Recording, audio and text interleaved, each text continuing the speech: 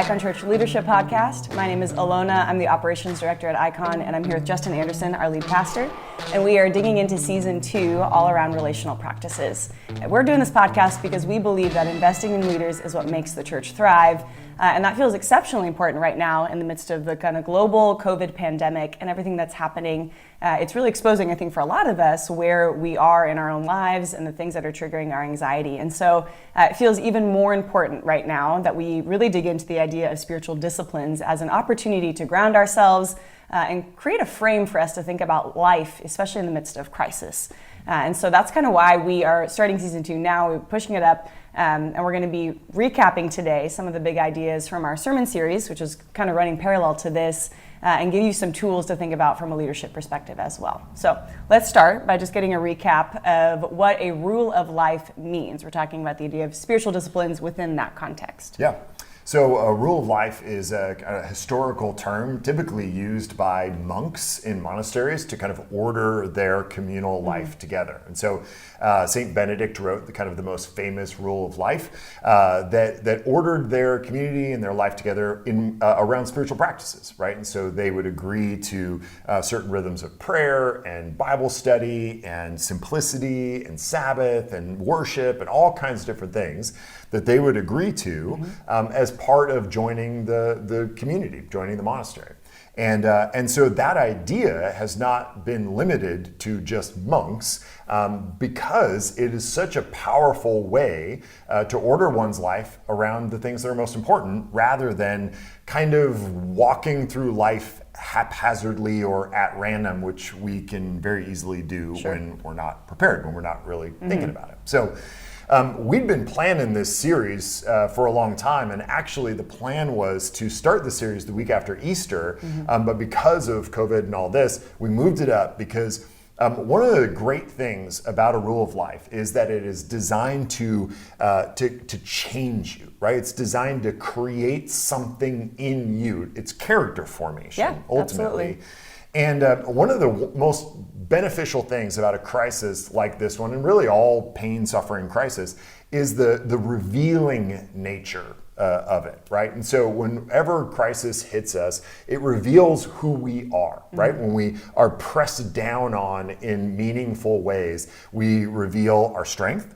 It reveals our weaknesses. It reveals all kinds of things about us that have been formed over time. And so I think this is a great moment for all of us to take a step back and go, okay, what am I afraid of? What feelings am I feeling in the midst of this? And then begin to address those things in kind of a systematic way. So one of the things I said in our first week of the sermon series was that it's kind of too late to start something like this, right? However you're responding today is who you are, right? And so we use the example of an athlete practicing, right? Once the game starts, they're done. Like they are who they are at that moment. You don't get better in a game. You in a game show how much better you've gotten in practice. So one way to think about a rule of life is it's practice. It's practice for the game of life. How's that? It's practice. Corny, for, but we'll go for it. No, but it totally works.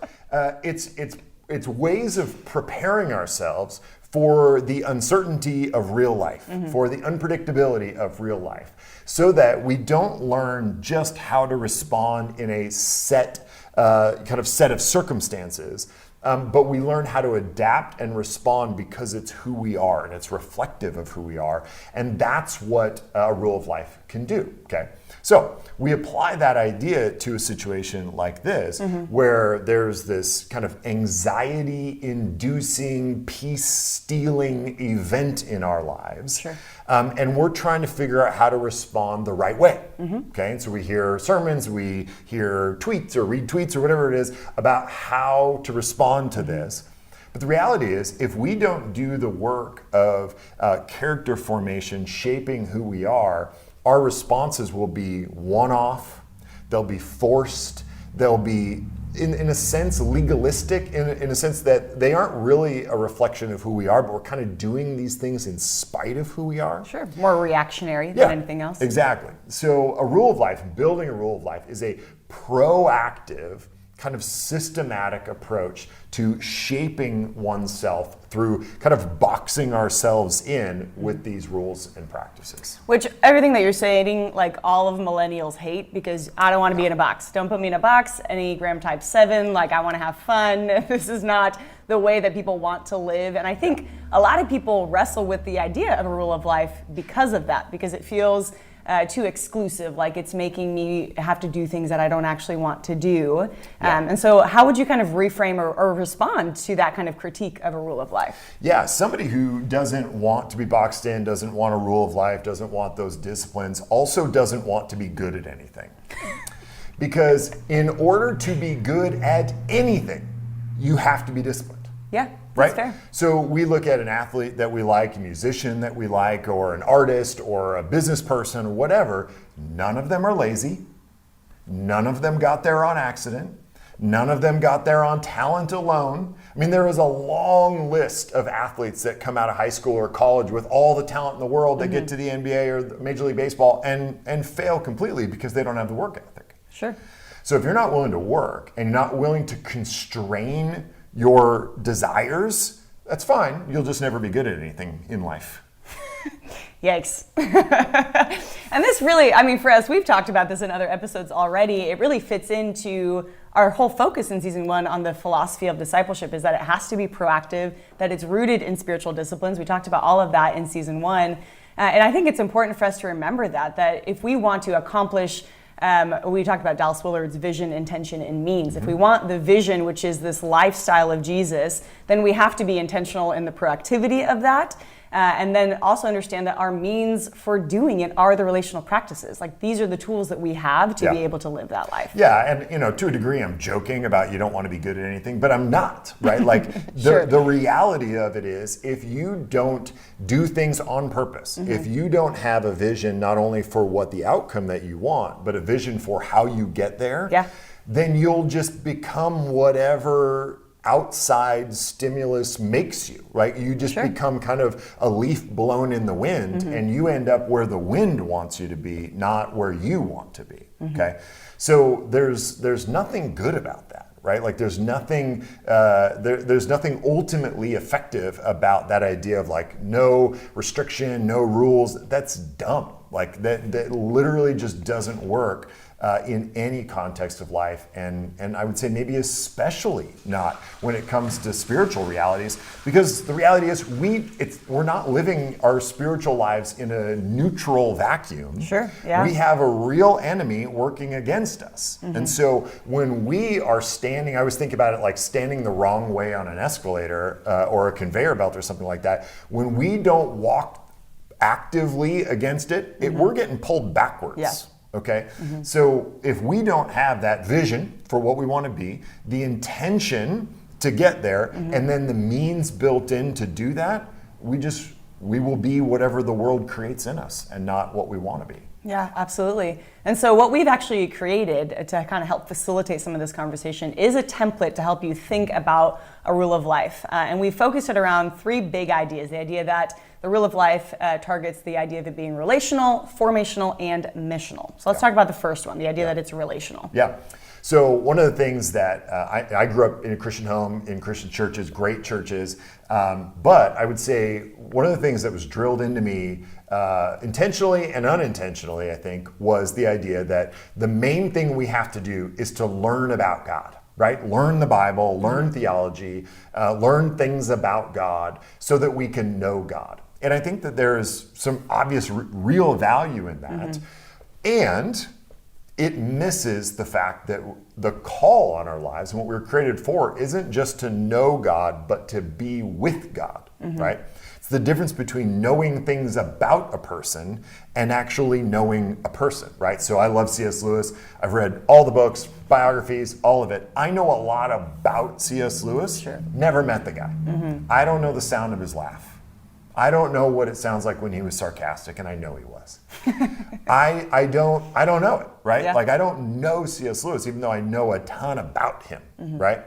And so the invitation of God is to be with him. It's relational. And so one of the things with these practices that I want us to really focus on is that when we go to the Bible, for instance, in that practice of scripture reading, that we don't go to the Bible simply to learn facts and data points about God, but that we would read the Bible the way we might read a spouse's journal with permission.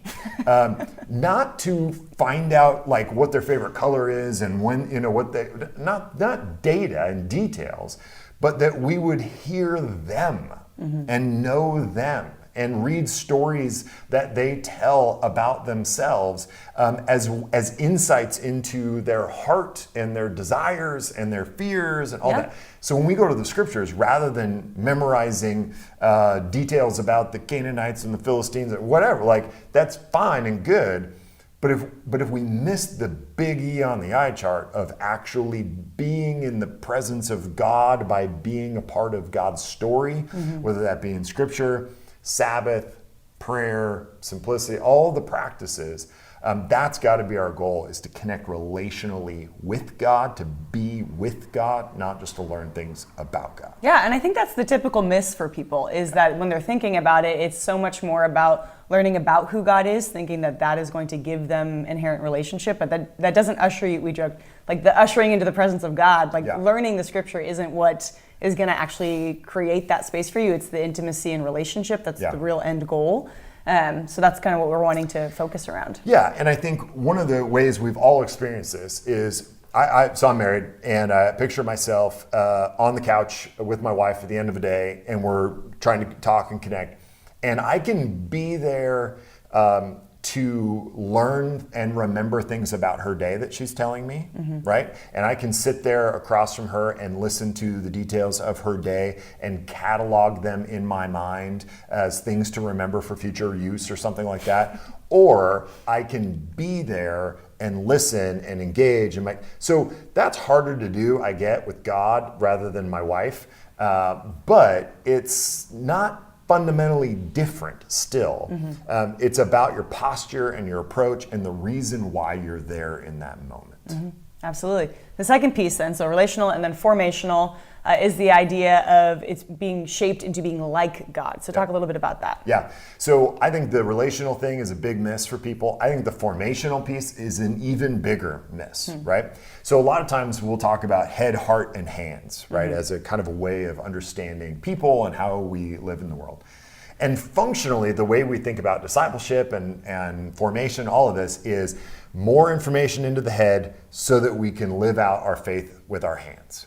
And there's this kind of like straight line drawn from head knowledge to hand. And we may call it belief, but functionally it's the same thing, right? It's knowledge. And there's like almost like a dotted line to the heart of like, yeah, it's got to do with the heart, but no real understanding of how that works. Sure. So this is where the relational connects to the formational, right? So if our attempt at being with God is primarily cognitive and intellectual, then we just are learning things about God, there's no heart connection. When the desire is to be with God, then that's an ask that connects heart to the situation, to be in the presence of God. So the formational piece is that we should ask God to shape who we are, our character, our nature, our desires, our being, our loves, our hates, right? That we should love what God loves and hate what God hates, not, and this is where I think we can do it a little wrong, to think, okay, input information, output behavior, that we would go, okay, I'm going to learn to be like God. I'm going to be shaped by God by being in the presence of God, so that no matter what the situation, I know what to do. Yeah. Because I'm responding as if the way God would respond, because I've been shaped into his character. Okay. So when we skip that part, ultimately, all our activities require a closed set of circumstances. I know I tell the truth, right? So there's this monolithic idea of I tell the truth. That's a moral act. But when it's disconnected from I love the truth, and I'm formed by the truth, and I'm convinced that in all scenarios the truth reigns supreme, then there's a disconnect there. And so then I can begin to rationalize, well, is the truth actually better in this situation? And what if she asks me if this dress looks good on her? What do I say? And these tough moral situations we get in. So connecting from relational to formational, that the expectation is when we're in the presence of God that we will be shaped into the likeness of God, which then flows into the third piece, the missional piece. Yeah, and I guess just one last piece on that is I think that's what counters that effort versus earning piece that people always bring up is I'm not doing this for God's love, but from God's love is the kind of piece that you talked about on Sunday. And I think that's the place to catch ourselves is when we want to claim that we're putting ourselves in a box and this is too much work, to remind ourselves like the gospel and grace isn't opposed to our effort. Like we are putting in effort, but it's not because we're trying to earn God's love. We're putting in the work to be formed into his likeness. Let's go to missional. How does this then lead to our hands? So then once that character formation happens from being in the presence of God, then we live that out. And so I've been using this example a number of times, and this event in history is one of the greatest events in all of sports history, and it happened before she was born. But I've watched it on YouTube now. We had to watch it on YouTube before this episode. 1991 NBA Finals. I mentioned this in a previous podcast. Michael Jordan against the Lakers, goes down the lane for a right-handed layup or dunk. Somebody comes up to block the shot. He double clutches underneath, goes up with the left, hits the shot. Marv Albert goes nuts, right, on the play-by-play. It's this amazing move. So here's the difference.